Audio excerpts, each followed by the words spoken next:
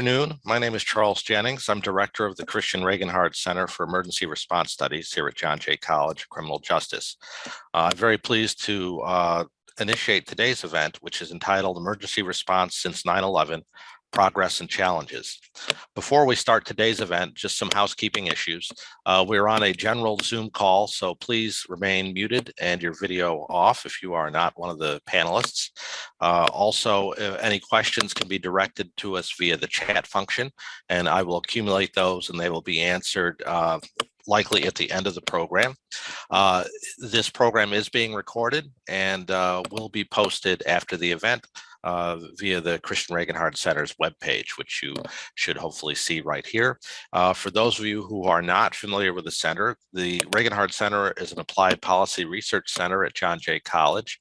It was founded in 2008 and is named for probationary firefighter Christian Michael Otto Regenahrd, who was lost in the collapse of the World Trade Center.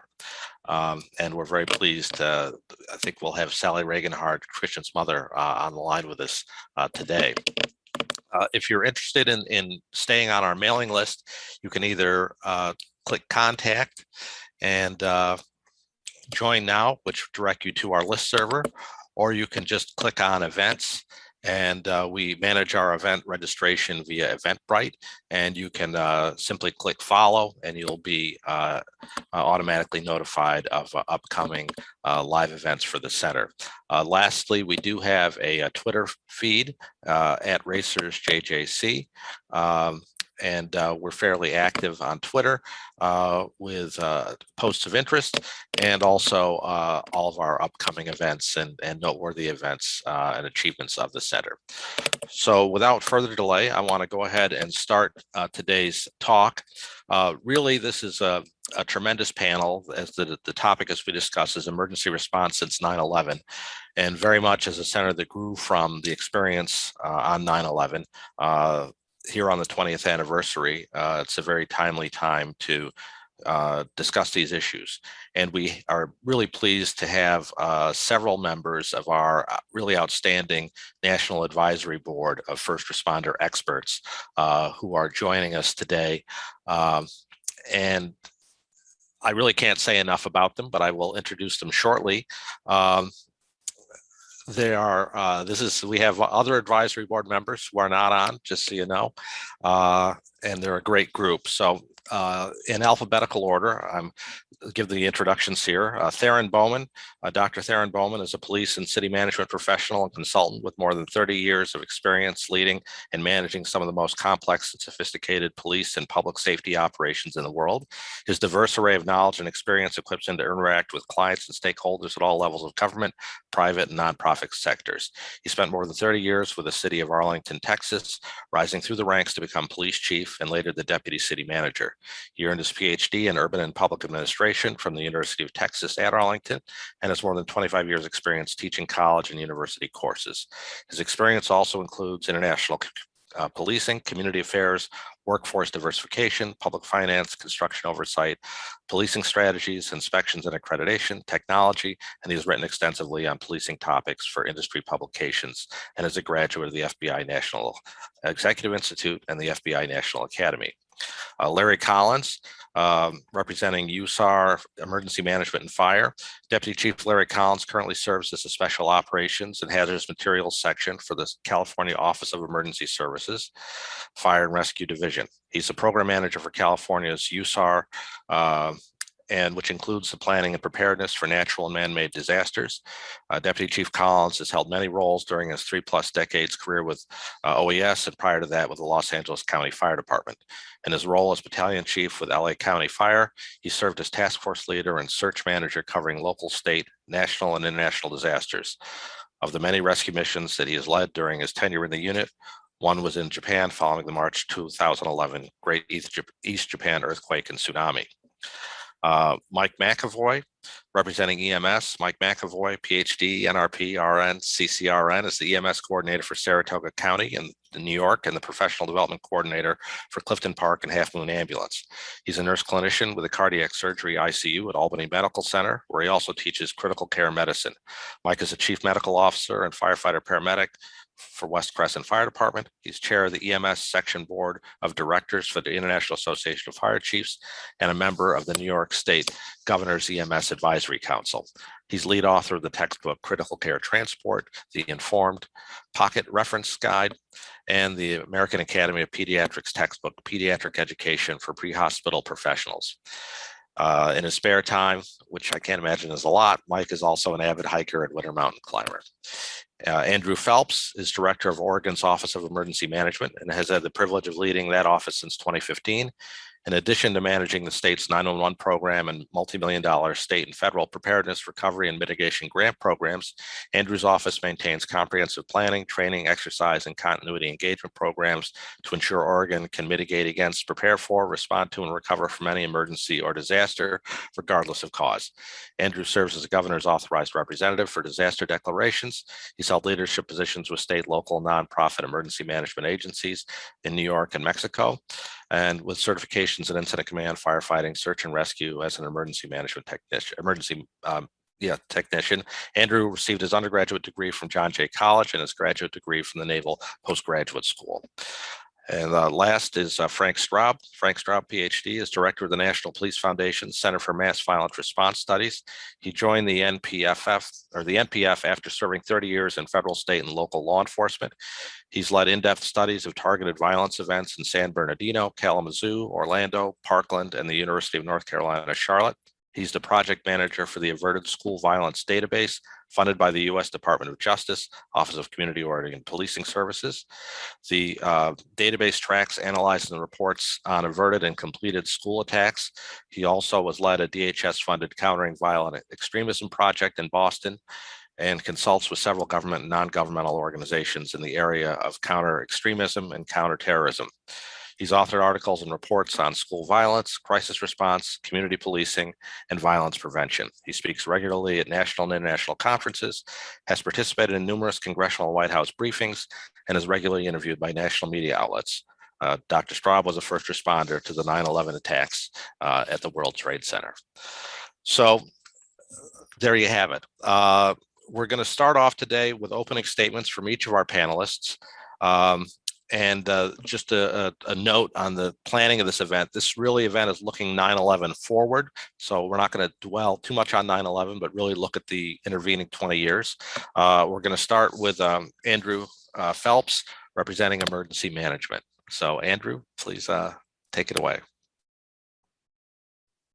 Hey, thanks, Charles. Thanks, everybody. I hope my audio is okay. If I lose audio for whatever reason, if someone could just come on screen and start waving and gesticulating, that would be super helpful.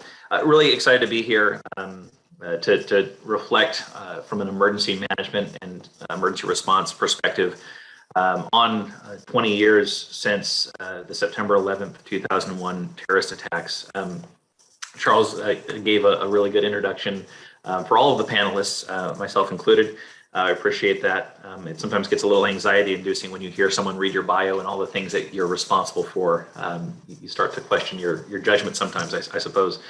But as I've reflected on the past 20 years and sort of what my journey has looked like and hear the tremendous experiences of the other panelists, I once again find myself in a rather familiar place of suffering from a case of imposter syndrome. So many of my experiences over the last 20 years in my journey into emergency management, especially at the state leadership level, has been filled with just experiences meeting folks who have done so much and have been in the trenches and have led teams and responses to disasters and catastrophes around the world. So I guess I want to sort of start and use my 4 or 5 minutes here as we open to introduce myself a little bit, talk a little bit about my path and how that frames my reflections on where emergency management specifically has come in the past 20 years. I do have experience as a firefighter, as an EMT, doing wildland search and rescue as part of a FEMA USAR team when it was back in New Mexico. That team no longer exists and is now, I think, in New Jersey. But I do want to frame my comments and my reflections sort of through that emergency management lens. On 9/11, I was working as an actor in New York City. That's maybe a little disingenuous. I was working as an auditioner more than anything else in New York City, not so much acting, much more auditioning. And I lived in the East Village on 9th Street and 2nd Avenue. Great neighborhood. Gosh, do I miss it. And experienced the events of that morning from my rooftop. My then girlfriend, now wife, called me as she had seen the first plane hit the World Trade Center as she was walking to work and standing, ironically, in Washington Square Park, and the Washington Square Arch there beautifully framed those buildings. And she called me and said that there was an explosion and a fire. So I, of course, went to the roof of my building and watched the second plane hit and the collapse of both towers. And it was such a transformative experience for me in so many ways, but mostly in this feeling of helplessness. At that point in my life, I don't think I'd ever even taken a first aid or CPR course, and as tragic and as large a scope and scale as that event was in New York City, I don't know that there's much any one person could have done, but that feeling of not being able to contribute in some way really stuck with me. And within a couple of days, I was researching what I could do to be a part of if not responding and trying to make a bad day like that just a little bit better sometime in the future, to maybe even preventing bad days like that from occurring at all. Researching community emergency response teams and incident command. And I took the FDNY and the NYPD test in 2002 and 2003, and just trying to figure out a way that I could contribute to that body of work. And what I've found through my journey, certainly in my undergraduate work at John Jay College, where I enrolled in 2005 as part of this journey to discover what I needed to be doing with my life, aside from auditioning for off-Broadway plays and musicals and doing really bad commercials and low-budget movies, was that everyone that comes into this first response profession brings with them a perspective and an experience. I was never going to have the experience of military service or of 15, 20 years as an FDNY firefighter or as a cop or some of the other traditional experiences that I see, especially in emergency management. But what I did have was experience as a storyteller, as a collaborator, as someone who built relationships, because that's quite frankly what performers and theater folks do. They collaborate, especially if you're doing improvisation, and trying to find ways that I could use those skills to help move the needle as we work to prepare not just the communities that I serve, but our nation in general, and looking at ways that my background, my experience, the skills that I have, certainly augmented by time as a firefighter and doing more traditional first response experiences, the ways that could help influence our ability to reduce risk and to manage the consequences of the bad days that we've experienced. We've had a series of transformative events. If you look at a calendar of disasters in the United States, it seems every 3 to 5 years we have a transformative event.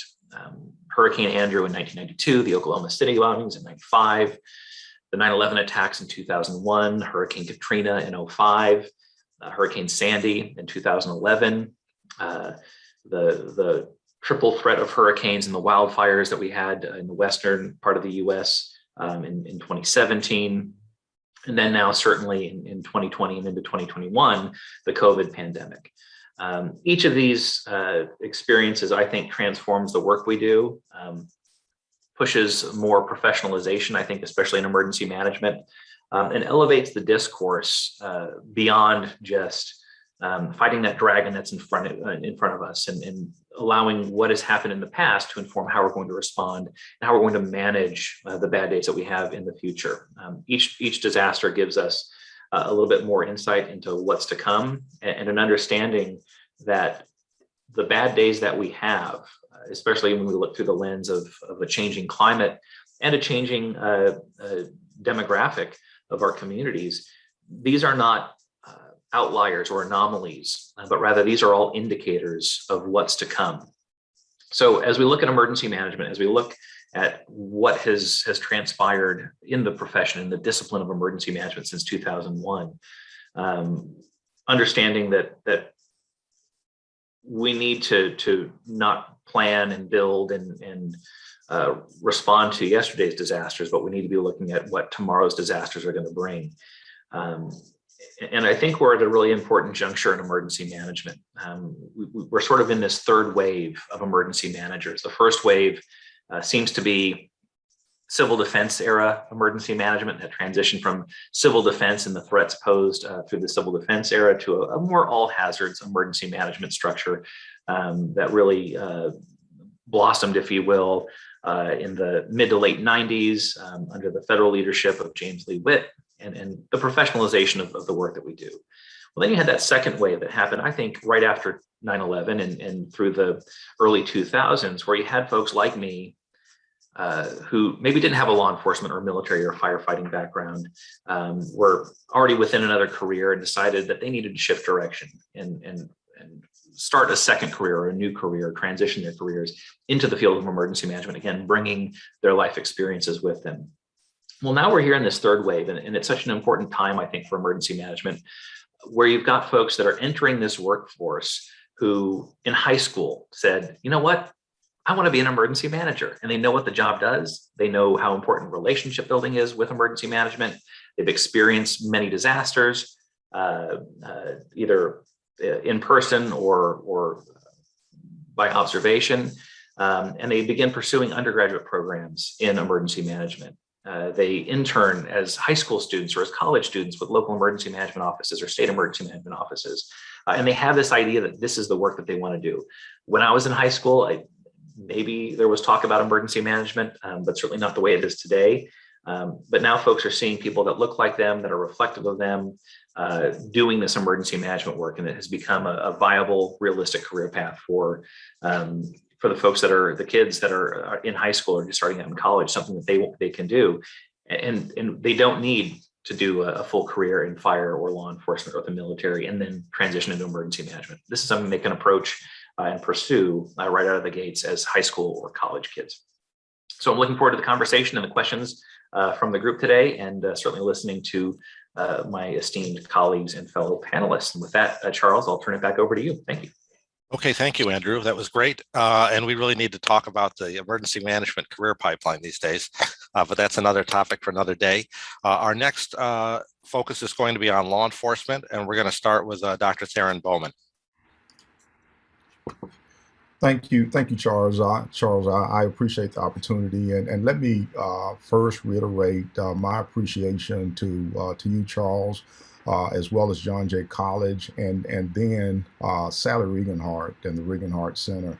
I think over the last 20 years, nobody has shown more dedication to first responders. Nobody has worked harder to really make the first responders' job safer than Sally Regenahrd has. So kudos to you, and I'm just very fortunate to be a part of the board of this organization that's worked so diligently for so long, trying to make the world better for so many people. I had the good fortune of on 9/11 to be a chief of police and to be in policing and on the law enforcement side of the equation. You know, most police officers that I talk to, when I ask them, why did you go into law enforcement? Why are you a police officer or a sheriff's deputy? They tell me it's because I want to help people. And the same holds true for me. I entered law enforcement almost 40 years ago now because I wanted to do something to help people to make a difference. And although 9/11 was very, very tragic, almost 900,000 other police officers like me have had the opportunity to secure our homeland, to work with communities, to really reinforce the importance of law enforcement, the rule of law, public safety, and what police officers all over the country, if not all over the world, do on a daily basis. And that's helping to make everybody safe. So I just wanted to take a few minutes of my time today to just to reiterate the policing, the law enforcement piece of this, because that is my experience. That's to say that 9/11 did impact law enforcement, and it continues to do so. Police officers everywhere were focused on making our communities safe when 9/11 hit. The enemy changed. I think what we viewed as the primary enemy changed in the eyes and the minds of many, many other people.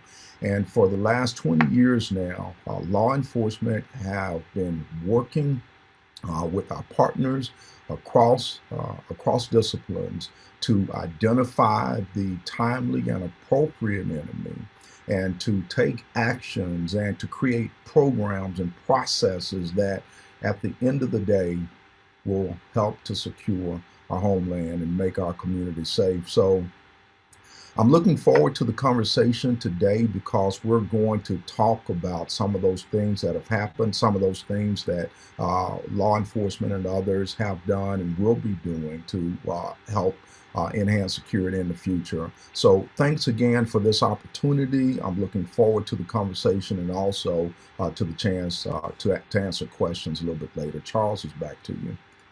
Okay, Chief, thank you very much. And we'll go right into Frank Straub to continue on the law enforcement track.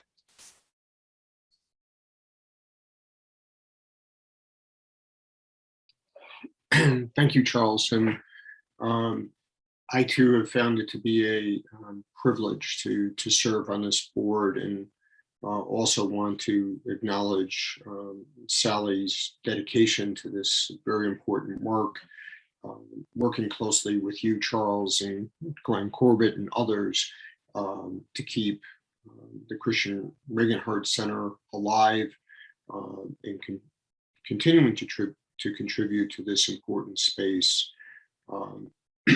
As Theron said, there are very few centers like this in the United States that really focus on this issue, that have individuals with lived experience from 9/11 involved in continuing the conversation, and more importantly, doing events like this, right? And not just looking retrospectively, but prospectively, and seeing where we need to go as local communities and as a nation. So thank you all for this very, very important work and this important event today. As Charles mentioned in his introductory remarks and brief bio, I was at the World Trade Center on 9/11. I was there shortly after the second plane hit. Ironically, I was supposed to be handing in my final paperwork that day to become the Deputy Commissioner of Training for the New York City Police Department. And as so many others, ended up at the World Trade Center versus pursuing other things that we had planned on that beautiful day that turned into such a tragic and horrific event.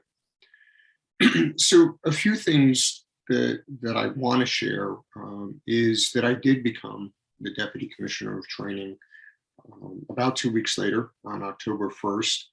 And my immediate mission at that point was to figure out how to train 55,000 people on counterterrorism techniques and methodologies that would help keep the New York community, New York metropolitan community safe, as well as the 50,000 employees who were part of the New York City Police Department at that time.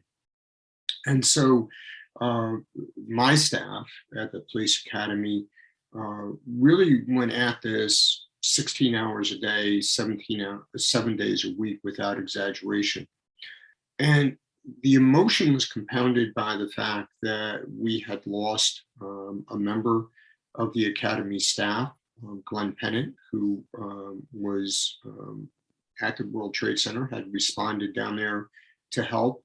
And we had also lost one of the only female officers who gave her life that day, who was in the 13th precinct, Morris Smith, but whose husband, Jimmy Smith, worked at the police academy. So as you can imagine, there was just tremendous emotion and pain in the academy. And yet these individuals rallied themselves around this important mission.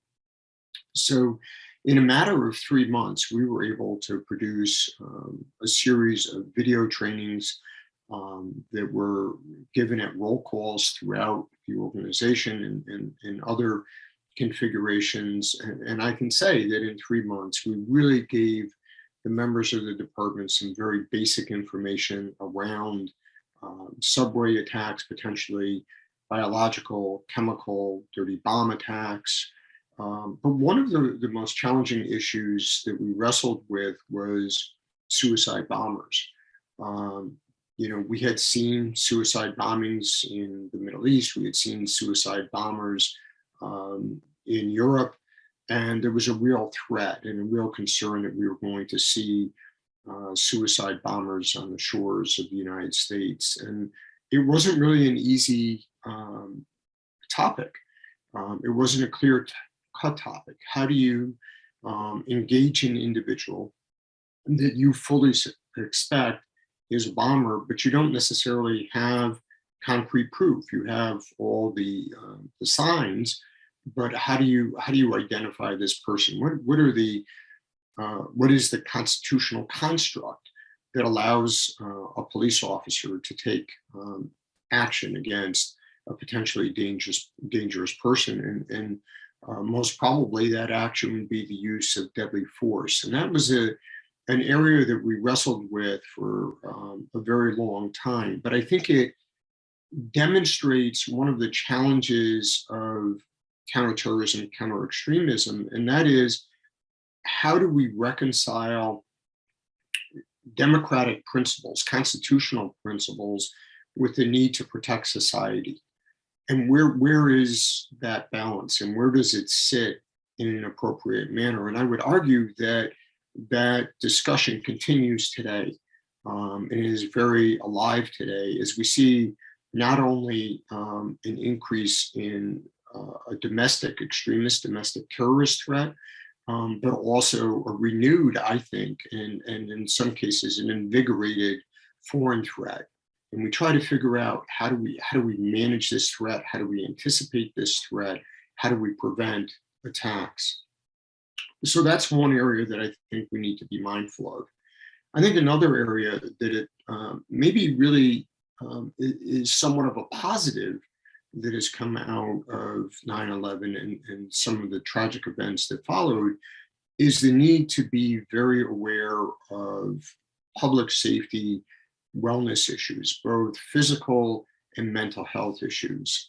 Sadly, it seems like every couple of weeks I'm seeing on LinkedIn or another site, or getting an email from a colleague or a text message telling me that somebody else who we knew from 9/11 has passed, either as a result of a physical ailment, be it cancer or another, or that they have taken their own life. Clearly, there were a number of us, and me included, who continue to suffer with post-traumatic stress 20 years later. And it is sadly the unfortunate gift that keeps giving to all of us. And yet that gift, and I use that word, has really, I think, heightened our awareness in terms of being aware of trauma that we experience as first responders in routine emergency response, as well as a response to crisis or acute trauma events. And so, again, an area, right, that remains with us, but I think in many ways, 9/11 was a catalyst to that. I think the third piece is, how do we counter violent extremism in an appropriate way? And I think we have advanced considerably over the past 20 years. Admittedly, though, during that past 20 years, we did some things well, we did some things right, but we also engaged in activities that I think were injurious to groups of individuals within our communities.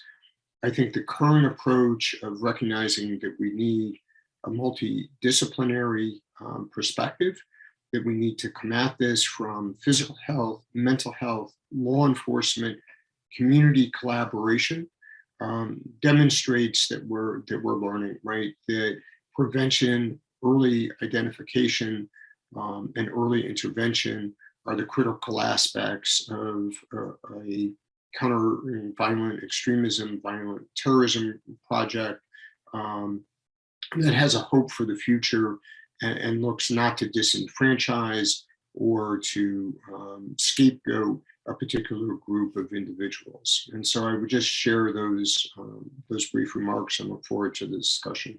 Thank you. Okay, thank you, Frank.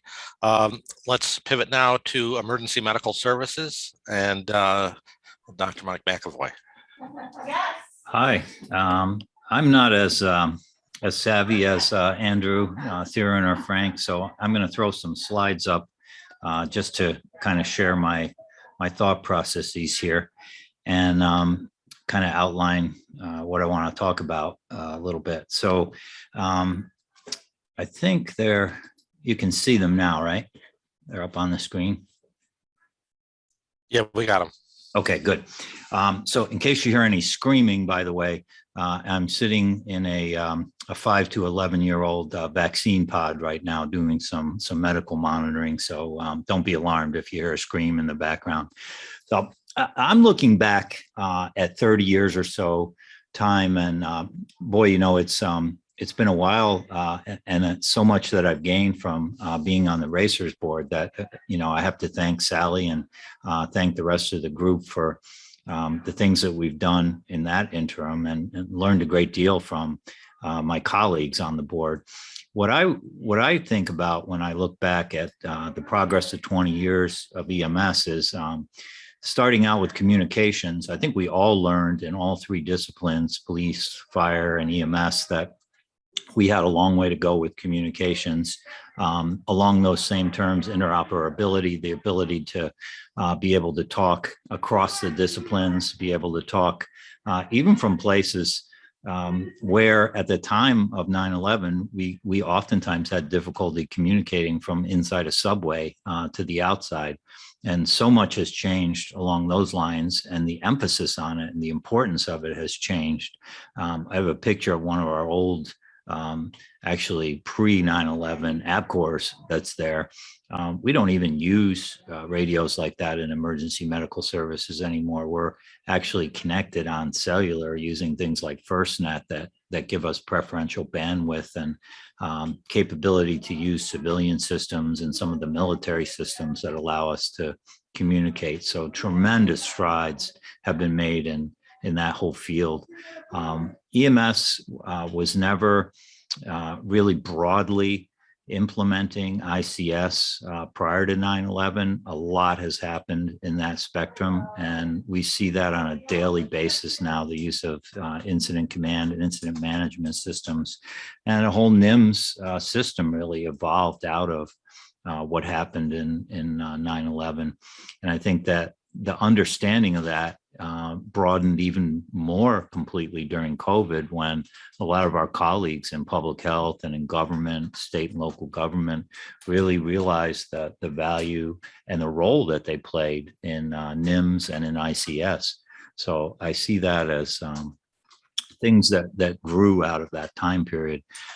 As Frank alluded to, wellness became a really important topic for us. And I think we had touched upon it prior to 9/11, but we really learned a lot since then about the mental and really the physical health of our members and our workforces. And I think that awareness is continuing to grow and develop.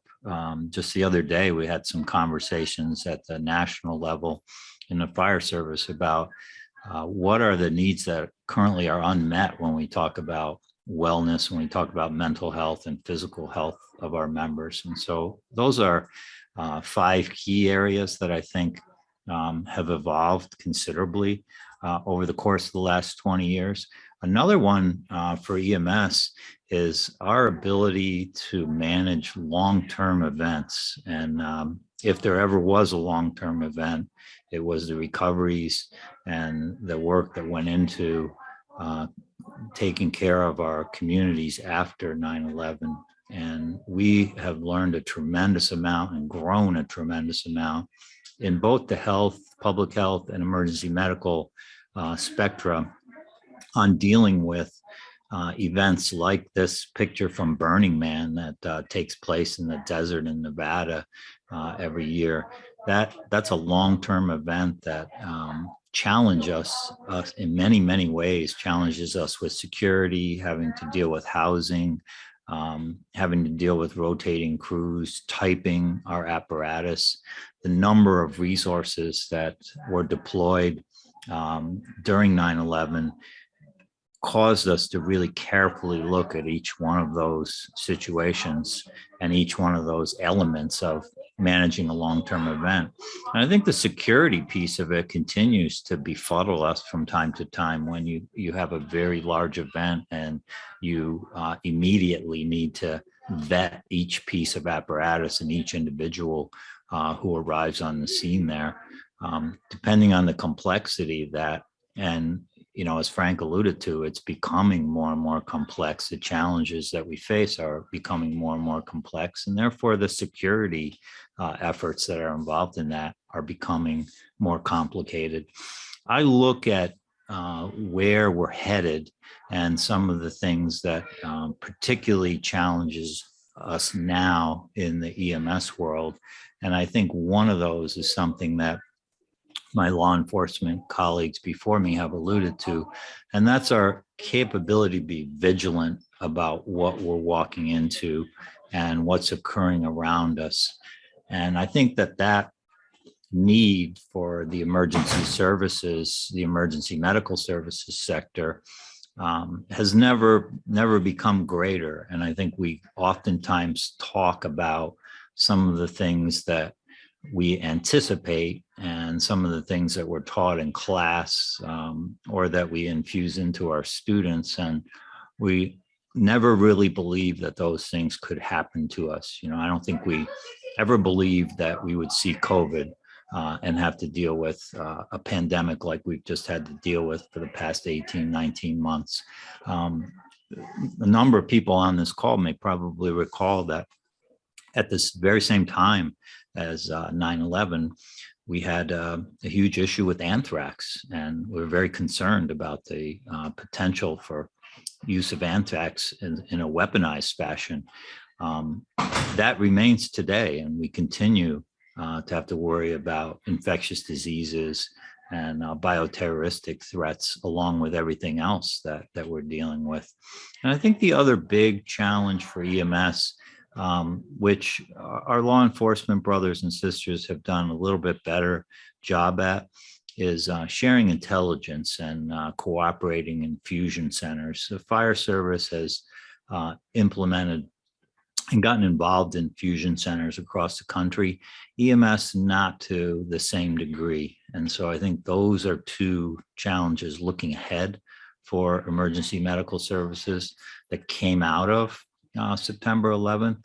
And I think that continue to challenge us today and will probably take us into the future with concerns that we have. So I'll stop my screen share there and turn it back over to Charles. Thank you. Okay, thank you, Mike. That was great. And we will round out the panel talking about really fire, USAR, and really emergency management as well with Larry Collins. And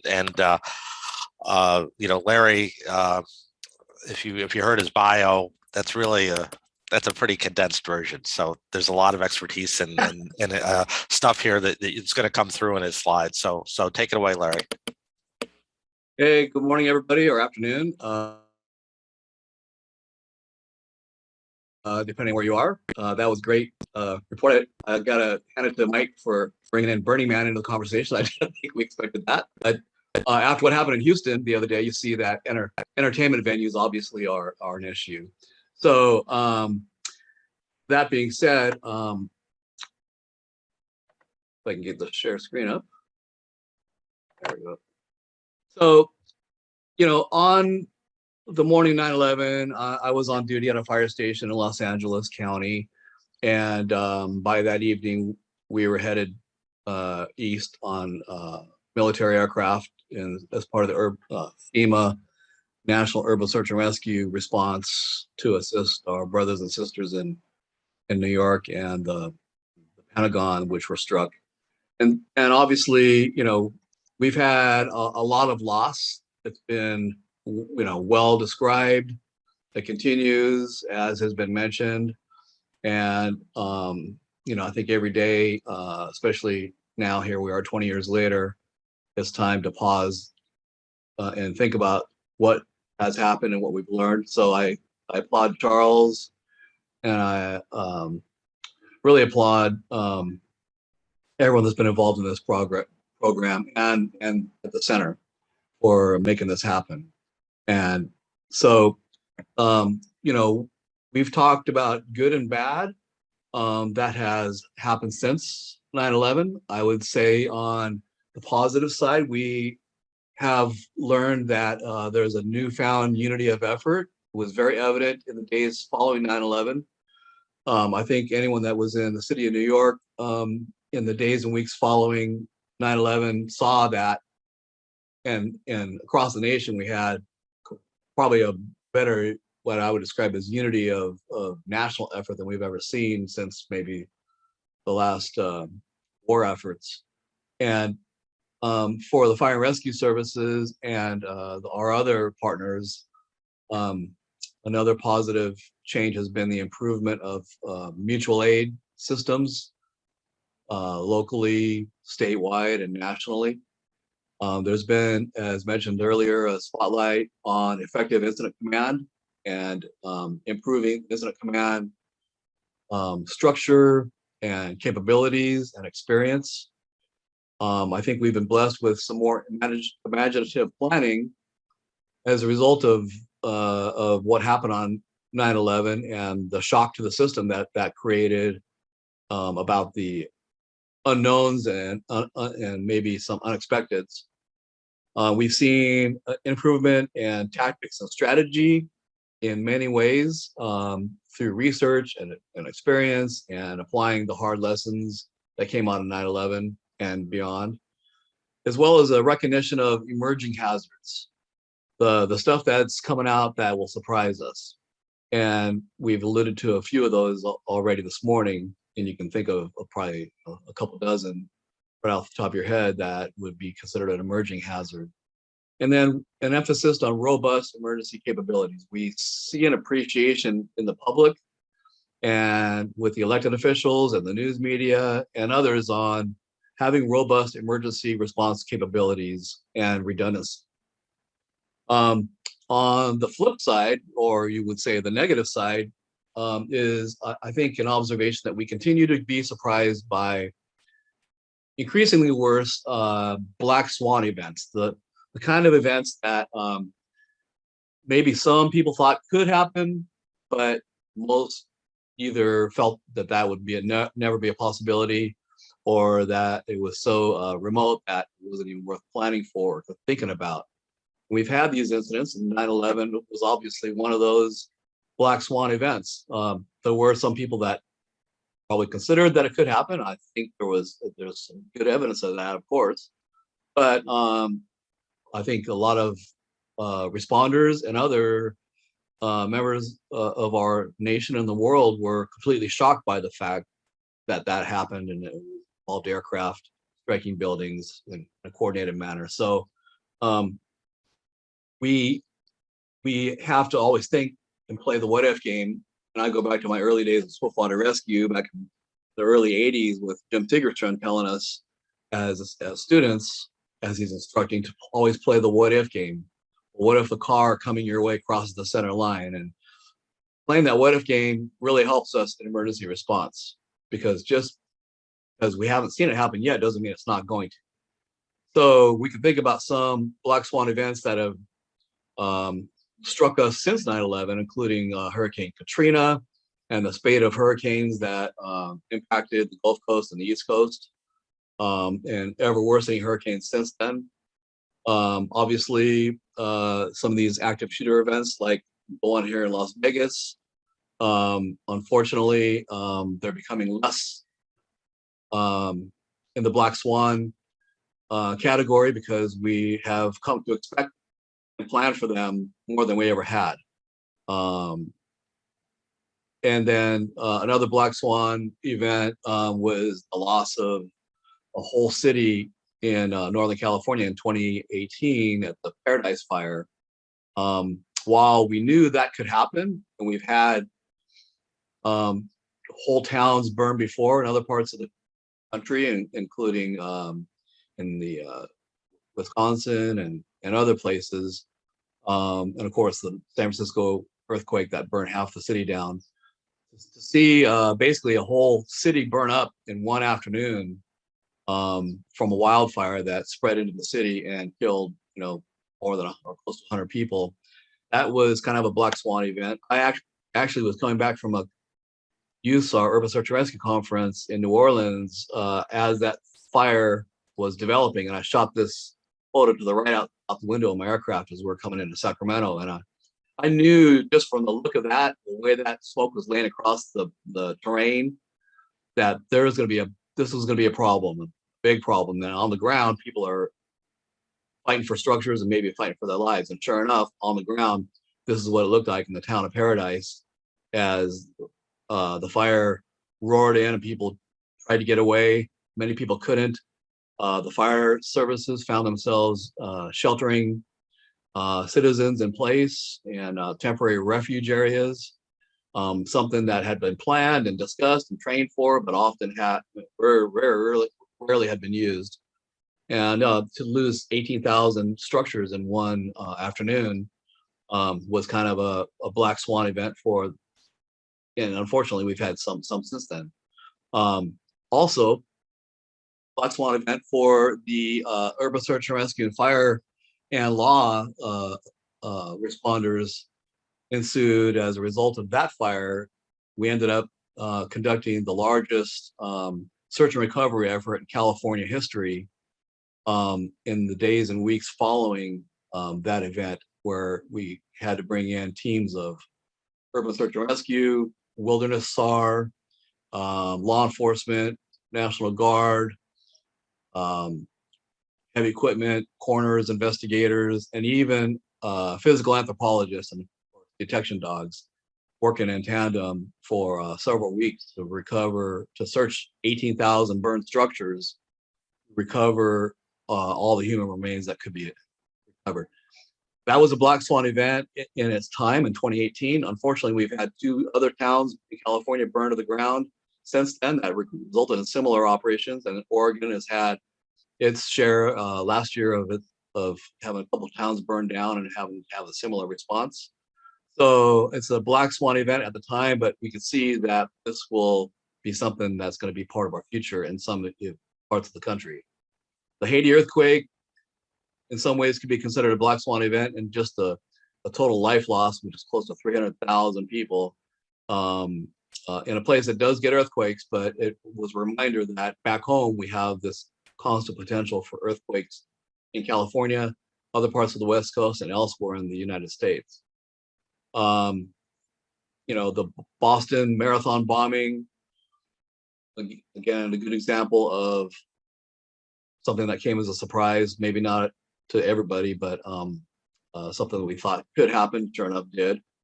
And then Hurricane Sandy, or Superstorm Sandy, brought a kind of a whopper in terms of black swan event, in terms of a hurricane followed immediately by a nor'easter style winter storm that really crippled parts of the East Coast and caused immense misery to the people of those areas. The Japan tsunami and earthquake disaster in 2011 was another example of kind of a black swan event in just the total life loss and loss of entire cities. It wasn't the first time Japan's had tsunamis, won't be the last, but at the time for the people living there, that felt like a black swan event. The Oso, Washington State, tremendous landslide where part of a mountain slipped away and buried a town. Another example of something that we knew could happen, and sure enough, it did. And then the spate of storms that we've seen, ever more virulent storms and other weather conditions impacting our country in places that had never seen that kind of destruction before, including just this last year in Tennessee. So we're seeing black swan events in the form of increasingly worse weather. California, we had another near black swan event, which was the Oroville Dam, whose emergency spillway nearly collapsed when the main spillway began to disintegrate during tremendous storms that we had in California.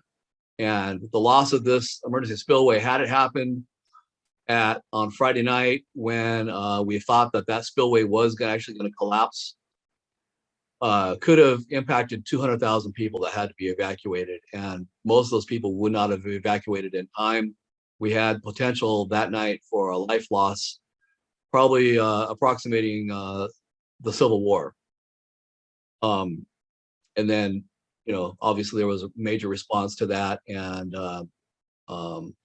then the Santa Barbara mud and debris flows that occurred after the Thomas Fire in Ventura County in January 2018 was another major example of kind of a black swan event for that part of Santa Barbara. They knew they could have mud and debris flows, but they hadn't seen one that killed 20 people and took out part of a town before. And then, of course, we all know that the most recent black swan event really is the continuing one, which is COVID, and of course followed by some of the other events that many people never thought they would see in our country. So where we are today is we've had the shock of 9/11 and all the tragedy and learning from that point.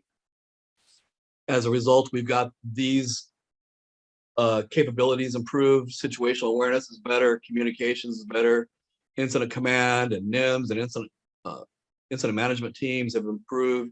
We've got mutual aid systems in the state and national and locally that have improved and been bolstered, better PPE for responders in many cases, and better hazmat, firefighting, EMS, and other equipment for responders. More collaborative data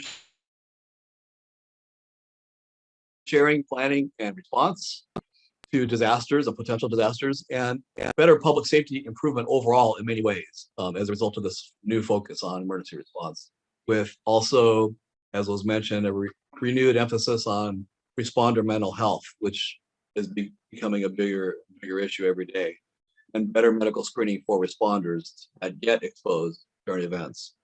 The challenges still facing us include organizational, financial challenges, staffing, training, and preparing the next generation of responders to be ready for what's coming their way, continued response frequency in terms of emergencies impacting fire departments and police departments and other agencies that are becoming more and more busy as time goes on and dealing with tight budgets.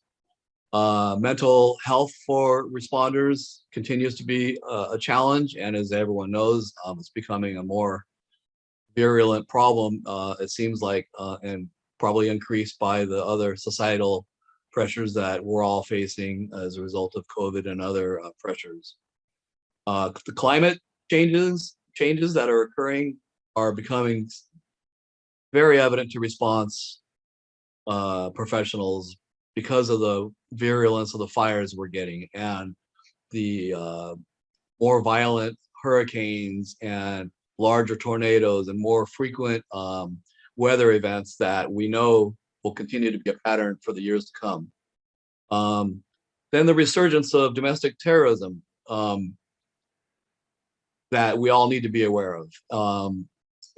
For those of us that responded to the Oklahoma City bombing, and I was one of them, I honestly thought that we had passed that phase, and at some point it had kind of faded somewhat, but obviously there have been pockets of domestic terrorism elements out there, and waiting for the right time, and we've seen that start to happen, along with the continuing international terrorism potential that's out there, as well as the cascading unanticipated consequences of all these factors coming together to impact our responders.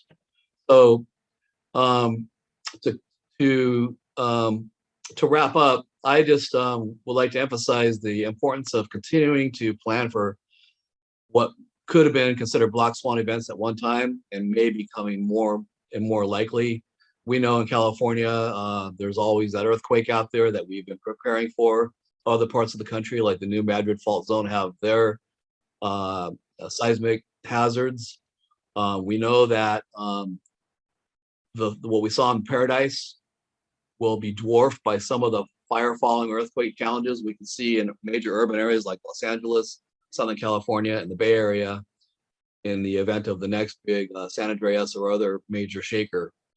So the firefighters in these places know these hazards. We're preparing for them. And I think it's just a good time to just think about what black swans could land in your jurisdictional areas as we move forward and keep planning for the future. Thank you very much. Okay, Larry, thank you very much for that presentation. I think everybody probably needs a couple minutes to catch their breath. I think Andrew's probably under his desk right now up in Oregon. But that's one of the things I love about Larry is Larry really has a portfolio view of the risks, and it's on a long time scale, which is how you have to look. But I've always said to anybody who will listen, if you want to know emergency management, you got to go to California, because every time I go to call Larry, there's always a disaster in California. There's always something going on. It's like, geez, he's having a really busy week. And then eventually, after the last few years, it's like, well, every day's, just call him anytime. It's just normal business. So thanks for that, Larry. And we do forget about the seismic threat altogether, and fire following earthquake, which has never gotten a lot of attention. It's kind of fallen out of fashion, right? It was big in the 90s. And then I haven't heard much about fire following earthquake from anybody but you in a while. I can tell you it's a major concern and a major topic of major planning and effort right now, because we know it's coming our way. I think you could say what we saw in the Paradise Fire, as well as the Tubbs Fire and the other fires where we lost thousands or tens of thousands of structures in one day. If you multiply that out and look at the earthquake scenario for the San Andreas, we're talking about Charles Scawthorne estimated that a 7.8 quake on the southern San Andreas will result in 1,600 simultaneous fires that will not be able to be stopped by the first arriving engine company. And so then you end up with conflagrations, in addition to all the search and rescue that has to be happening. You have conflagrations impacting those operations. And then if it's a wind-driven fire, we're really in trouble, because we already have the estimate of about 140,000 structures burned to the ground on a normal November day with no wind. But if you put a 60, 70 mile an hour Santa Ana wind behind it, like we have when we have our firestorms in an urban area impacted by a couple thousand fires at the same time, it will really be off the charts. And we know that we're trying to do what we can to prepare for that. So that's just a sidebar. Okay. All right. Thanks, Larry. And so let's pull back and now we're going to go discipline by discipline. The philosophy over the next 30 minutes is basically kind of a rapid fire discussion of successes and lessons, or areas, successes and lessons, sorry, over the last 20 years in each of the domains. So let's start with emergency management, Andrew, and then if you want to chip in or chime in afterwards, that's fine too. Hey, thanks for that, Charles. And I'm just kind of looking through some of the stuff that's popping up in the chat about CERT and the community emergency response teams. And one of the things to sort of touch on is the global warming or the climate change piece, and this notion that climate change is really one of the things that's kind of on the horizon for us in Oregon. Is that okay, Charles, if I kind of jump to maybe that piece? Sure. Awesome. Again, flexibility, improvisation, and being dynamic is a cornerstone of what emergency managers do. Yeah,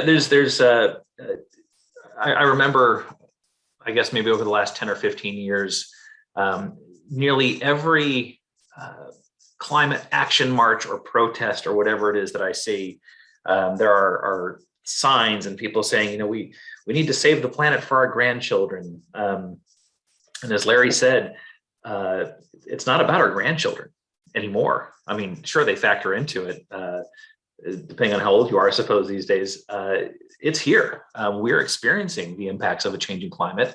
And if we aren't factoring that into our hazard profiles and what we're preparing for and what we're responding to and how we're organizing ourselves, we are being negligent.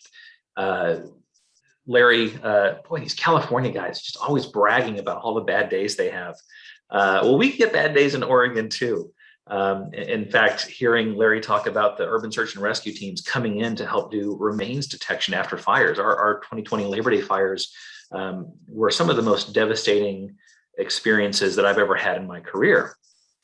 And you factor that with the catastrophic, unprecedented, historic flooding that we had in early 2020, the ice storm that we experienced in Oregon in February that left 500,000 people in Oregon without power for days and days and days. It's sort of the ice storms that you see in Oklahoma or Missouri, those Midwestern ice storms having an inch or two of ice in the Portland metro area. Like, again, not something that had been seen in recorded history. The fact that in June of this year, we had 117-degree temperatures in Portland. Going to blow your mind here a little bit, maybe. The record high temperature in Oregon at 117 degrees is now higher than the record high temperature ever recorded in Georgia, in Florida, in Alabama, and I think Mississippi. And it's attributed to have killed 100 people or more in Oregon. So if you think that climate change and mitigating the impacts of climate change and adapting to the way climate change is impacting our communities, it's here, folks. And the floods of 20 years ago, those are becoming regular occurrences. Extreme temperatures, more frequent, hotter burning fires burning in places like coastal Oregon, which is designated as a deciduous rainforest. We're having catastrophic fires on the Oregon coast. You think about Oregon, you think about rain and green and lushness. That is no longer the rule here in Oregon. So I'm really excited to hear folks, especially in policy decision-making positions and leadership positions, talking more intentionally about climate change.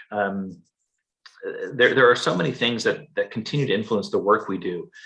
Social media, the expectation now that you have real-time information and the good and the bad of social media, the misinformation or disinformation that can come with that. But this expectation of constant updates and immediacy of information and accurate information, and understanding the challenge that puts government in, where Joe on the street who's seeing something happening can editorialize about what they're seeing and can post pictures. We on the government side have a responsibility to be accurate and truthful and honest and verify what it is that's being shared. So we take a lot of lumps in government, I think, when we aren't as quick to post information as Joe on the street or local media or even national media. But again, we've got a different responsibility. And I often think about what 9/11 would have looked like if we had the social media platforms and presence that we have today. How different the days and weeks that followed 9/11 would have been. Would we have seen more misinformation and disinformation, rumors, more visibility from all the experts now that climb out of the woodwork when we have a bad day and are pontificating on social media. And it's a lot harder to hide if you're government, especially. You get tracked down a little bit, and again, you have that expectation that you're not waiting for the media to show up and hold a press conference, but you're giving Facebook Live updates, or you're on Twitter, or I don't know, MySpace. Is anyone doing MySpace anymore? Maybe you're posting updates on MySpace as well. But so those are, for me, I think, some of the things that have really changed and evolved in the 20 years. The changing climate being at the forefront of this discussions and decisions we're having, and the prevalence and the good, the bad, and certainly the ugly of social media has really, I think, changed how we as emergency managers do a lot of the work that we do, especially when it comes to engaging with the public. Okay, thank you, Andrew. Let's go over to law enforcement. And Theron, do you want to start, because you and Frank took a very big picture view? You want to focus specifically on what's improved, what's gotten better, what are the positives post 9/11 in law enforcement? Yes, thanks again, Charles. I'll be very brief and throw it over to Frank because I know the clock is not on our side. One of I think the benefits of 9/11 has already been stated, that it really taught law enforcement to work more closely together. A much greater sense of and need for regionalization efforts for real-time crime centers, and here more recently gun crime type centers really came about as a result of what we learned from 9/11, and we're starting to see many successes from the technological advancements that occurred as a result. Unfortunately, on the other side is that we also have visited some unintended consequences. We've seen a surge in technology, especially the application of military type technology in policing to help us with homeland security issues and hometown security issues as well. But that technology hasn't always been applied in a manner that's resulted in equal protection under the law. I think law enforcement has probably applied it equally, but the outcome has not been equal. And so over the last few years, we've been struggling with police reform efforts. And I think a lot of the reform efforts have been designed to realign policing with the constitutional intents for policing. I think to some extent we started to detour from that real constitutional path following 9/11 with some of the technology, some of the equipment, some of the efforts to really secure our homeland. So that's one example of both good and bad. I think we're more capable. I think we're better in a lot of ways, but we certainly have unintended consequences that we have to be wary of. Frank, I'll throw it to you at this point.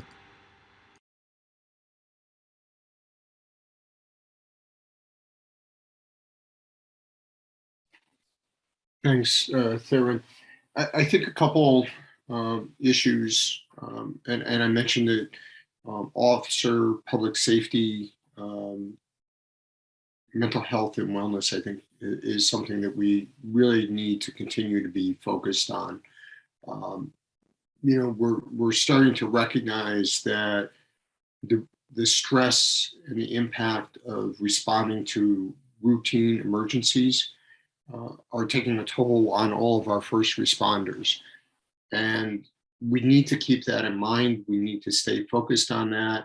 And we have to recognize as individual first responders that we got into this business to retire and to have a life after retirement. And so that doesn't mean just taking care of ourselves physically, but also taking care of our mental health. I think we have to be very concerned about crisis events and the impact, both short and long term. And one of the things that we've recommended in a number of our reports, after action reports at the Police Foundation, is the need to create a mental health incident commander, whose job it is simply to manage the influx of mental health providers in response to a crisis event, to make sure that those mental health first responders are properly credentialed, that they're properly trained, and that they really have the ability to do psychological first aid in immediate response, and maybe not to create problems that are bigger. I remember after the Marjorie Stoneman Douglas event, we talked to one of the teachers who was in a classroom with about 75 students that she had pulled from the halls and other classrooms, and they heard the gunshots and tragically heard one of the individuals who subsequently died in the hallway just outside the classroom begging for help. And so she told us this story, and then told us how in the immediate aftermath, she was connected to a counselor who engaged in drum therapy. And the drum therapy was all about creating, I guess, mindfulness or maybe some repetitive breathing and calming breathing by banging on a drum. And she said all she could think about were the gunshots that she'd heard. And it really brought home the lesson to me about the importance of making sure that we do mental health response, both for our first responders and our community members, in an appropriate, well thought out manner. And those relationships have to be built every day. We can't wait for a crisis to figure out who the proper first responders are, nor can we figure out in the midst of crisis who the appropriate mental health responders are. And then we have to recognize that mental health, physical health, is something that goes through a first responder's whole career, and that we shouldn't be waiting for a crisis or trauma. We should be building resilience, and we should be giving first responders and their families, and I emphasize their families because I think they're critically important to this, the tools and the strategies and the techniques to help manage the life course of a first responder during their tenure in public service. So that would be number one. Number two, and I think Larry hit on this in his discussion of the Black Swan events. One of the things that we do, unfortunately, in government is we adapt policies and procedures and strategies and tactics.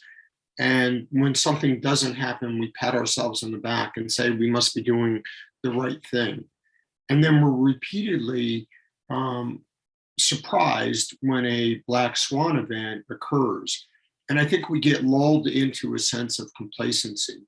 And so it's very, very important that all of us in public safety, and those of us that retired but yet stay connected to it, really continue to be activists, as the center has, Charles, as you had, as Sally has, to really kind of keep pulling on the coattails and saying, we have to continue to be forward looking. We have to be grounded in the present. We have to be able to analyze the present, but we have to figure out what's coming down the pipeline, and are we prepared for it? And can we think not about best practices, because those are current, but think about next practices and emerging practices that anticipate risk and prepare and respond to risk. And then the third piece is community engagement. I think one of the things that the protests that occurred after the death of Mr. Floyd in Minneapolis and occurred throughout the country was the fact that although we have endeavored, particularly in law enforcement, to develop close community relations and engagement, we really have missed the fact that there were burning embers just below the surface, and that we missed a whole group of individuals within our communities who really had very deep-seated concerns about law enforcement and criminal justice matters. And we have to do a much better job of engaging individuals in our community, particularly those people that don't want to come to the table and don't want to have conversations with us. If we're going to respond to disasters, man-made or natural, we need the community to be with us. We need to have mutual respect. We have to have mutual understanding, and we need the ability to be able to work across disciplines and segments of not only public safety and public health, but also within the communities we serve. Thank you. Okay, thank you, Frank. Mike, do you want to talk about EMS nationally? Sure. I guess, there's a comment in chat about CERT, and I struggle with CERT. And I think in the EMS world, in the medical world, we definitely have learned a lot about it. And I think we have a lot of work to do as far as trying to figure out how to implement those folks when we have an event where we need them. And I think one of the things that we learned during COVID was that we marginalized a lot of the CERT people rather than optimize them, because we weren't really able to figure out a way to implement that. There's another comment in there which talked a little bit about planning and operational improvements. And I really think that from our perspective, one of the things that we've learned to do and has become acceptable really only within the last couple of years in the EMS world, the EMS community, is to start thinking about things like we've heard about. We're drilling now on complex coordinated terrorist attacks and thinking about how are we going to handle something like that. We're looking at cybersecurity to the degree that no one has ever really looked at it in the past. I mean, in my county, we're talking about how does the modem on the radio tower that runs the 800 system have the ability to be taken offline, and what are the redundancies should there be some sort of very sophisticated cyber attack that took those systems offline. And I think from a perspective of planning, redundancy is probably one of the big things for all of us in public safety, and operationally trying to streamline what we do so that we really figure out how we could do more with the personnel that we have. Because in the era that we live in now with our workforces, we're not going to get the kinds of responses that we have gotten over the last 20 years of people trying to flood a scene and resources that are infinitesimal. And we're even seeing that now on an EMS basis with our national ambulance contract, where we have a vendor that also runs commercial ambulances across the country, and to try to continue to staff 911 and to deploy large numbers of ambulances to big scale events that occur is becoming a challenge with the workforce issues that we have. So looking at optimizing how we do what we do, I think is an operational improvement that we need to make, as well as considering the redundancies of not just the people, but the equipment and the processes that we're using. That would be my 2 cents from an EMS perspective, but I think that flows over into the rest of what my colleagues are talking about. Okay, thanks, Mike. Larry, any thoughts on the fire domain?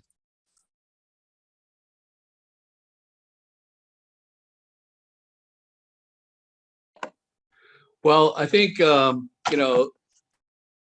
we're seeing frontline responders in the fire service, and of course with EMS and law as well, confronting some of these challenges, directly and more frequently.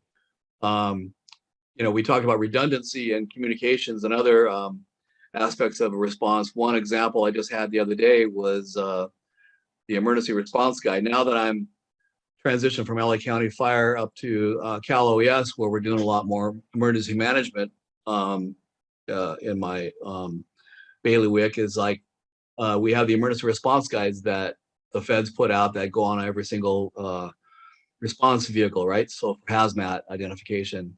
And the question was raised the other day, like, well, why don't we just do that on an app? And the reason is an app is fine, and the apps are becoming more and more sophisticated, and they're great tools. But what if you have that electromagnet impulse, or the other event that takes down your satellite and cell systems and makes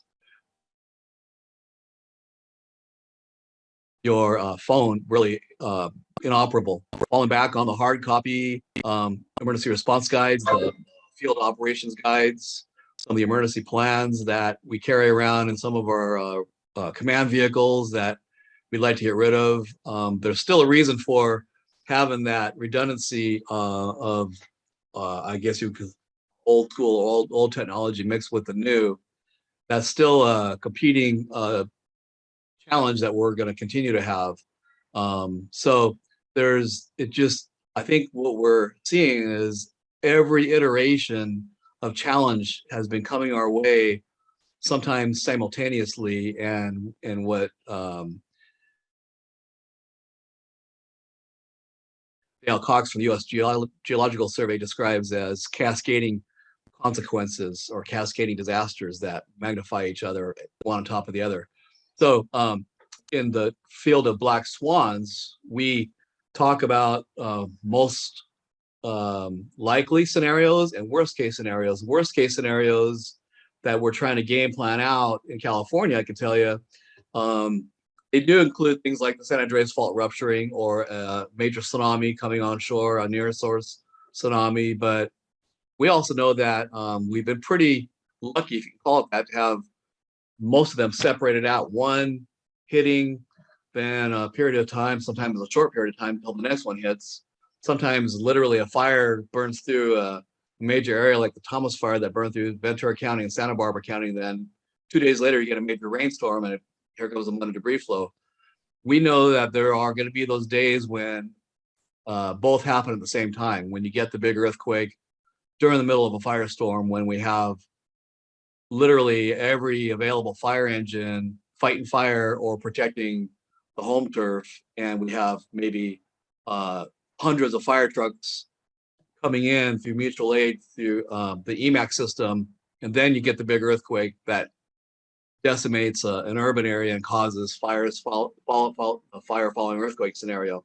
We know that those potentials are out there, and we keep our fingers crossed that we're going to just get the one at a time disasters. But I just think that this is a good time to be mindful of the fact that you could get a 9/11 scenario where multiple coordinated attacks happen on the same day, multiple cities at the same time. Maybe in the future, it may be a nuclear detonation, a suitcase nuke device, and some other, things like a dirty bomb happening at the same time, major cities. So I think it's incumbent upon us to be thinking outside the box like that all the time and playing what I would call the what if game. Okay, Larry, I think your point brings up, this responds to one of the questions. I think it came to me directly, which was that, and I'll paraphrase it. Sometimes we get, and I don't think fixated is probably too strong a term, fixated on the black swan, but we still seem to have problems with the mundane, everyday responses. If we look at what happened in Houston, and obviously it's too early, but this is not a novel event, right? It's a mass entertainment venue. Crowd crush is well known. We've had them before. And so why is it that we have this, and this is to everybody, maybe we'll go around. How is it that we seem to fall into the same holes that we fell into, 10 years ago or 15 years ago? How are we not institutionalizing some of the lessons learned as professions individually and as emergency response generally? And I'll go back to, let's see, I guess we'll do, I'll go ahead, Larry. I just kind of a quick answer to that. I think an observation is that for those that encounter that event, for them, it is the black swan. It is the one they never thought they personally would encounter. So, it goes back to whether it's human nature or other elements of the way our psyche is, even though you might prepare for something or think that that could happen, many of us, including just going out camping, let alone responding to a fire or some other disaster, think that's probably not going to happen to us, or it won't happen to me that day. So there seems to be that element of surprise that still happens in well trained, well prepared fire and rescue services and law enforcement and EMS. For those particular individuals on that day, for some of them, it is falls in the category of black swan for that person. Anybody else want to jump in? Hey, this is Andrew Charles. I'll just share kind of two thoughts, and one is maybe a semantics issue with me, and this term lessons learned. I think we need to start there, and if we frame these observations or what's captured in the after action report as a lesson learned, it implies that we've learned the lesson, and I don't think we ever do learn the lesson. I've taken here in Oregon, when we do our after action reviews and improvement planning, to call them learnable lessons. Because even if the folks that were part of that response, as Larry mentioned, have now that muscle memory from responding to that type of an event, there's going to be a whole new group of responders coming in, just with turnover and everything else, or through mutual aid. And these folks haven't learned those lessons. So if we can reframe it maybe in terms of learnable lessons as opposed to lessons learned, that's maybe helpful. And then the second piece of that, there's one thing that emergency managers can't plan for. We can look at floodplain maps and know where the water is going to go based on how many cubic feet per second are flowing through the river, or how much rain is forecast. We can look at a building and understand to a degree how it's going to perform during a seismic event. We can look at the modeling from COVID and understand how community spread is going to impact our hospital capacity in 2 weeks or 2 months. But what we can't anticipate, what we can't plan for, is human behavior and how individuals and humans and even communities respond to an event. That's the one part of our environment that we have not been able to nail down or predict with any level of accuracy. We know that folks come together, validate information. We know that folks tend to do what their neighbors are doing during an emergency or disaster. I mean, you've all seen the psychology videos where there's a fire alarm going off and smoke seeping in underneath the doorway in kind of a controlled environment where 2 or 3 people are in on the experiment, the rest of the folks aren't. And if no one gets up to evacuate, no one evacuates until it's impossible not to. But as soon as one person stands up and leaves, I think we can look at sort of that behavior that gets modeled and how folks then tend to respond in that kind of environment. But planning for the individual reaction, what people are going to do is one of the most challenging things that we have from an emergency management standpoint. And it's different. It's been my experience. It's been different. Even though there's similarities between disasters and the hazards that cause the hazards, the reaction of the people involved is the one really dynamic factor from a response standpoint. Okay. Thank you, Andrew. I know Frank has another commitment. Any last words, Frank? No, really just to say thank you again for the opportunity to serve on the advisory board, as well as to be present today. And really thank you to all the participants. We need individuals like you who remain engaged and remain committed to this very important work. And thank you for taking time out of your schedules to participate in today's event. And again, Sally, thank you for your dedication and commitment to this important space. And Charles, thank you for organizing today's event. I'm sorry I can't stay longer, but I wish everyone well and stay safe. Thanks, Frank. We're getting some questions about technology, and we are going to touch on that. We are going to actually have a program devoted to technology of emergency response in the spring term. And so we'll have a whole big session on that. And that's an area that we actually do research on as well. So let's go back to that topic. Theron, did you have anything else you wanted to add on the why we fail on, quote unquote mundane events?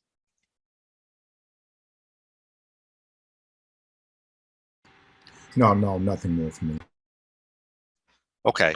Let's everybody can just jump in here at this point, but before we embrace the data-driven decision-making, Theron, you raised the point about regionalization. And I think hand in hand with regionalization is the kind of the political structure of government in the United States. And, we did a talk on Hurricane Agnes back in '72, and we talked about some of the limitations on federal disaster aid. And that, of course, was pre-FEMA. But those barriers remain today. And if you look at for example, the COVID, the controller's office in New York City did a report on response to COVID. And if you look at some of those things, it was apparent that elected officials were getting involved in making decisions that would essentially push to the side some of the plans that had been developed. The other piece of that is just the notion of regionalization, and the fact that the emergency response enterprise is de facto being regionalized, even though we don't, particularly in the East, recognize that or act like it. It's largely has been and it's very effectively regionalized in California and on the West Coast. So anybody want to weigh in on that?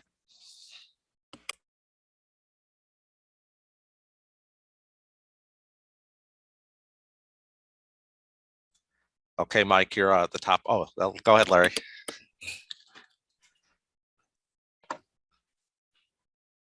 Or Mike, or both. I'll let Mike jump on it.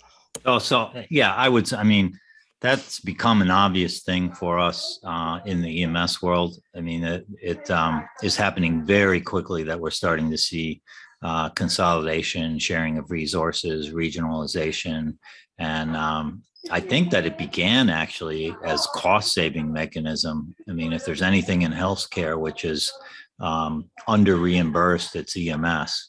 And so that consolidation, that regionalization helps.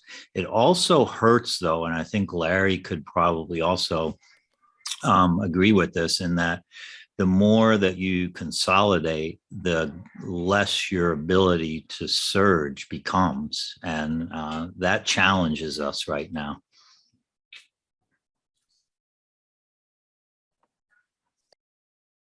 I can agree with that. And also, I think even with a well-planned surge capacity in mutual aid, what we're seeing lately, especially, is that in fire departments and law enforcement and EMS, the budgets are becoming so tightly stretched. And, this is a decades-long issue, but it seems to be more pronounced now. I can tell you in California, the fire departments seem to be so stretched in terms of capacity and personnel that we're having fewer and fewer fire departments give up fire engines to the mutual aid system when they're requested to. So we're seeing a gradual drop in the number of fire engines that are made available to the mutual aid system. Even when we're having cities burned to the ground, we're having trouble getting enough resources on the road. And it's partly because local fire chiefs are having difficulty staffing their fire stations on a daily basis. And of course, now we've got COVID that's also impacting staffing levels. So that's an example of a cascading consequence, I guess.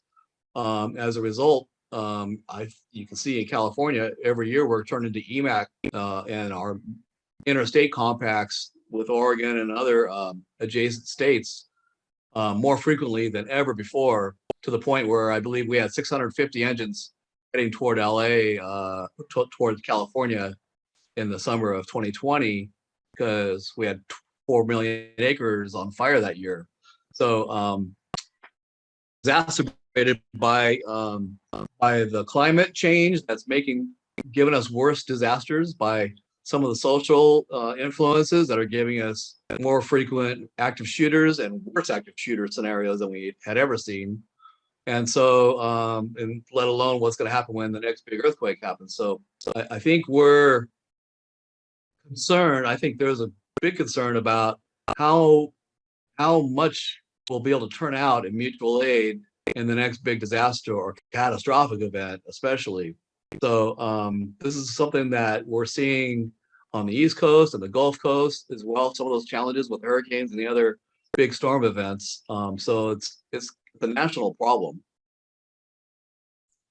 And do you want to say real briefly? I mean, I was out, I can't remember when I was out. It was a few years ago. It was just when the wildfires were really getting crazy. I think it was 2018. And I met with some people from CAL FIRE, and they're the statewide kind of the unincorporated places, and by contract, and they're basically the lead kind of wildfire agency. And it's just struck me, they were working a very long work week schedule. They were not particularly well compensated, and they were highly reliant on overtime back then. And it seems like this has been a nonstop multi-year campaign for wildfires. And I think you hit on it a little bit before, but you know, how long, as we talk about mental health and all those other things, how long can you grind somebody up with those kinds of working conditions?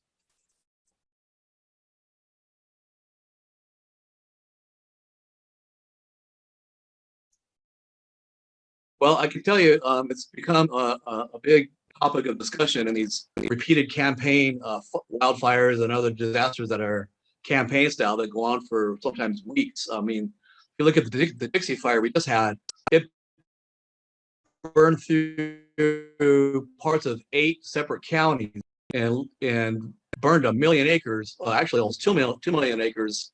I think it was, no, 1 million acres for that fire. But it burned for a full month, one wildland fire, and took out an entire town of Greenville, wiped out the whole town, nearly wiped out several other towns. So the firefighters that are there, and I tell you an example of an uncle of mine who's a retired Forest Service firefighter, lives in the great north of California, right near the Oregon border. They had a fire burn through, the Monument Fire burned through their neighborhood, and the people that saved his house were Compton firefighters from down in South Los Angeles that were up on this wildland fire for 3 weeks.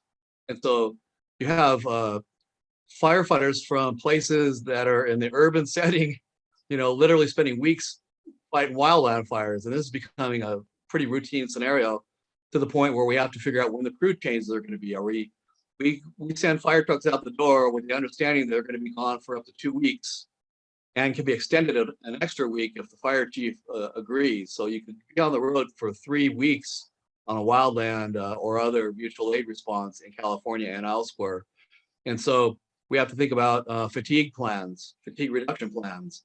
At what point do you swap crews out, and how long do you keep this rolling? So at some point, we see some fire chiefs start to call back their strike teams of engines and other resources a little earlier, because they know that there's another one coming behind it. They got to have a fatigue reduction plan in place. And there are these stresses that are happening in these continual disaster scenarios that are hitting us one after the other, compounded by COVID and the other impacts. Okay. Mike, do you want anything on that? No, I think, I mean, we see the exact same issue on our side, and I think there's a definite need all around to. One of the things that comes to mind is the necessity to get as many law enforcement people and as many EMS people as we could down to the Washington, D.C. area a couple times recently, January 6th, for example. That overwhelmed the capacity that we had in civilian capability, and necessitated us going into using National Guard, using military. And I think that we're going to see the same sort of thing happening in some of our other day-to-day sorts of things, these black swans that Larry's talking about, where we're just going to exceed the capacity that we have on our routine civilian workforces that manage some of these events. Okay. What do we think there's a need? This is for everybody. Do we see a need for strengthening / expanding the National Urban Search and Rescue System? and I guess probably the national EMS response system.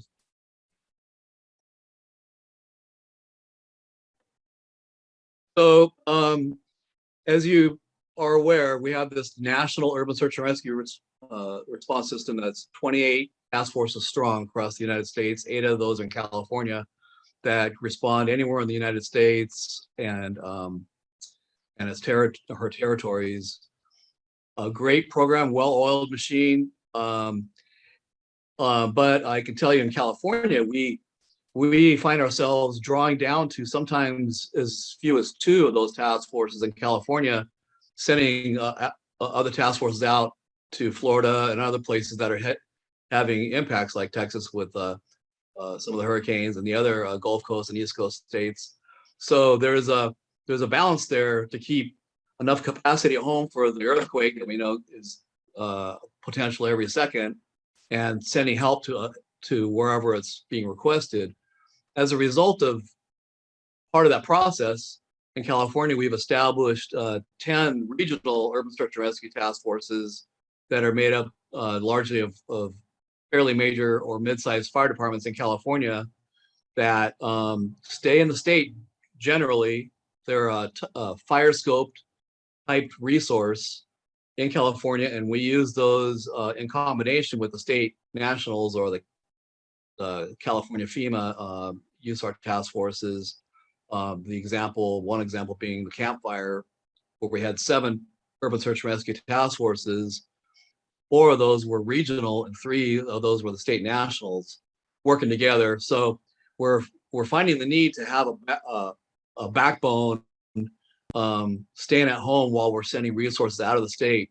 And of course, when the big one hits here, that'll help in terms of faster capacity, boots on the ground, going to rescue work. And then while we wait for other task forces to come in from outside the state to help us out. So this redundant buildup is really important, and we see it all across the fire service, and we're seeing it more and more with engine companies. Cal OES, as you know, we provide fire trucks to fire departments across the state.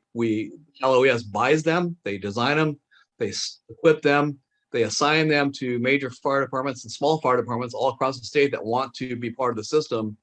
But it allows them to have a first line unit, first line equipped fire engine that's really there for mutual aid. It's not supposed to be used every day, but they can go on the road with that vehicle without stripping their front line capacity. And right now, the fleet and Cal OES is something like 140 engines and 20 water tenders and 12 type 2 hazmat vehicles. And so we're trying to build this kind of like surge capacity, but the problem increasingly is becoming just the simple staffing for all these units. Andrew or Michael?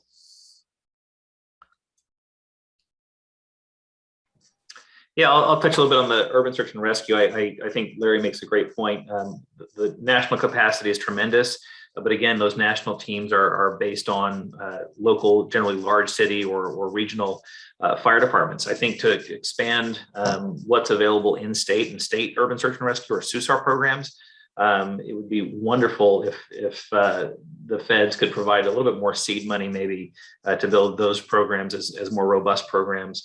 And from the mutual aid standpoint piece, we've benefited tremendously from the generosity of our neighbors in California and Washington and really from across the nation with the disasters we've had lately. What we haven't dialed in and where I think some of our planning gaps exist, when we look at our worst day in Oregon, it's a Cascadia subduction zone earthquake and the resulting tsunami and tens of thousands of injuries and fatalities and bridge collapses and structural collapses. The resources that we're going to need to respond in Northern California, Oregon, Washington State, and even up in Canada, British Columbia, Vancouver, just is beyond the scale of what I think our nation could even mobilize if every resource was brought to bear. So to that end, a lot of our worst day scenarios are predicated on the use of mutual aid and this surge of additional resources. And this is what I think COVID has highlighted for so many of us. When we have our catastrophic plans predicated on the availability of mutual aid and our neighbors helping neighbors and states helping states, what happens when you have an event like COVID where everyone is impacted at the same time and no one has the capacity to send additional resources to help their neighbors? We were one of the few states that actually deployed personnel out of state during the initial days and weeks of COVID. Washington, to our north, was the first state that really had an outbreak, and they had requested an incident management team from our Oregon State Fire Marshal's office to help manage that initial outbreak. When we naively, I think, thought, well, if we can get this under control, maybe we will nip this little disease in the bud. It certainly wasn't the case, but it just shows that the largest, most complex disaster our nation collectively has responded to, there was not a whole heck of a lot of mutual aid available because people didn't feel comfortable traveling, travel restrictions were in place, and everyone was really operating all hands on deck. So when your worst case scenario plans call for the cavalry showing up, what are you going to do when the cavalry can't show up because everyone else is experiencing their own challenges and problems? A lot of work to be done in that space, but generally speaking, I think EMAC, the Emergency Management Assistance Compact, and the mutual aid process works for most disasters, but certainly could be much more robust. And I'd love to see more regionalized and state level capacity being built for some of those specialized things like urban search and rescue response. We've got some glaring gaps, I think, in the Pacific Northwest, given our hazard profile on the urban search and rescue front.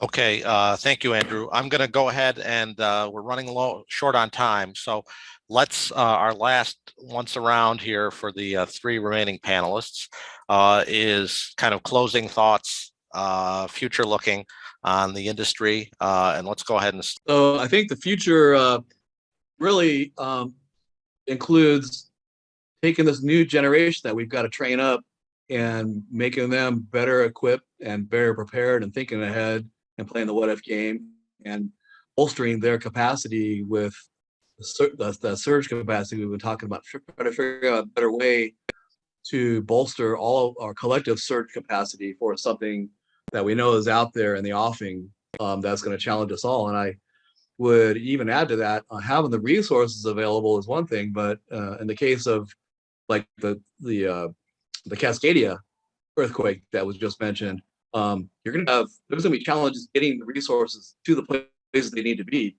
Air bridges, maritime bridges are going to be needed in terms of like capacity to move resources quickly into those impacted areas that can't get there by bridge and freeway and so forth. They'll have to be flown in and taken in by ships in some cases. So that holistic approach, thinking beyond just the normal what if to the what if plus there's a cascading effect, is really important. And we're seeing it, as just mentioned with COVID, it's showing us where some of the challenges are going to be. And so there is no easy answer for all of it. I hope that the infrastructure bill that just was passed is going to help to be in how it can be applied possibly to some of the emergency response capabilities that are associated with infrastructure damage when it happens. So I think thinking outside the box and be innovative in terms of being able to fund and get legislative support for some of these efforts is going to be important in the future, because we're going to need that kind of assistance to bolster our capacity daily and for surge capacity.